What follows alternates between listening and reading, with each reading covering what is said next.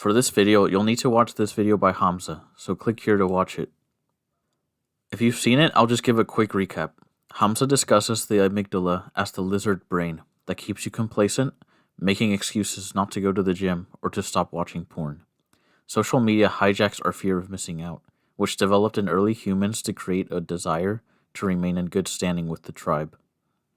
When you overcome the influence of the lizard brain, you can freely enjoy daily life without having to hear a constant battle in your head between your lizard brain and the good, rational part of your brain. Hamza stresses that this is something very important, but I think he was onto something much deeper. I think this is nothing short of the most important thing every person on earth can do to improve their life. Firstly, I believe that there is something bigger than the lizard brain that has developed among many of us, including myself.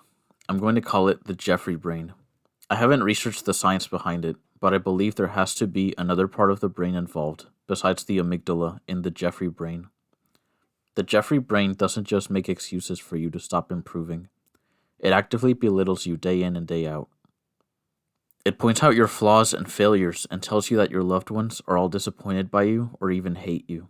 These feelings are especially strong when you've spent hours scrolling on social media or after you just finished fapping to porn. The Jeffrey brain also prevents you from trying anything new. If you've been thinking about starting a YouTube channel or joining a gym to finally start losing weight, the Jeffrey brain tells you that you aren't good enough for that yet, so you need to put it off longer. This eventually stretches out until you just don't do it.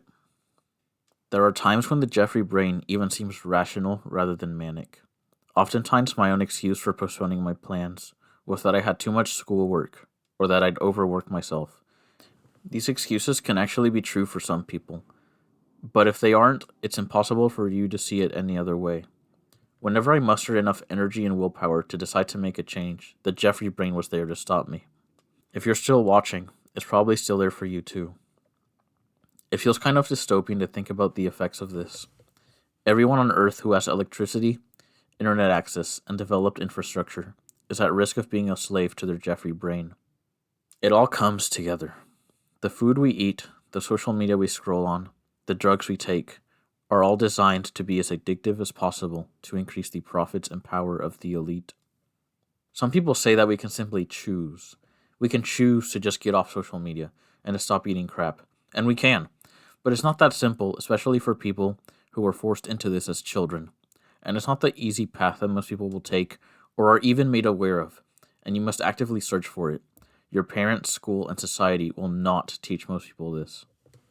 Now we're finally at the part that the Jeffreys were all waiting for. How to get rid of the Jeffrey brain. Here's the first step. You have to stop wanting easy answers. I remember when I first started looking into a YouTube channel, I wanted to have the lowest effort, highest reward channel possible. I didn't care about providing value. If I stayed like that, I would have continued doing nothing productive with my life.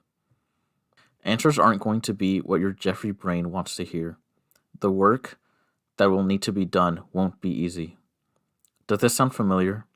I realize that getting rid of this influence feels a lot like simply maturing from teenager to adult. The modern world has hijacked the process of maturing. This is why the men of today are so weak and complacent. The only way out is to get comfortable with discomfort. Do things you don't want to do because they're good for you, not for enjoyment. When you stop seeing activities as enjoyment, you don't think of eating healthy as torture or working out as excruciating. Ironically enough, adopting this mindset will lead you to enjoy these activities. The rest is largely what Hamza preaches. Meditate and journal. Leave social media, games, and porn. Eat good food that is satiating and fulfilling, rather than addicting. Sleep. When you simplify all of these things, it really just looks like living how humans are supposed to. Anything unnatural is something you should be wary of. One last thing is spirituality. You should never feel forced to adopt religion, but don't be afraid to explore it. This is something else the Jeffrey brain doesn't like, because it perceives your current beliefs and actions as an innate part of your identity. You don't need a religion to tell you that porn and idleness are bad, but they can help you feel like you're part of a community, that you have support, and that you are on a righteous path. When you defeat your Jeffrey brain, you can really start to live life. Healthy, happy people don't debate in their head every day about whether to skip the workout or to give in to temptation to eat fast food. There is no temptation. That's how you were meant to live. And I hope each and every one of us can overcome our Jeffrey brain and live a life worth living. Thank you for watching, and thank you to Hamza for his lizard brain video and for inspiring me. I'll see you all in the next one. Go tell your loved ones that you're grateful for them, and get off your phone or laptop right now. Peace.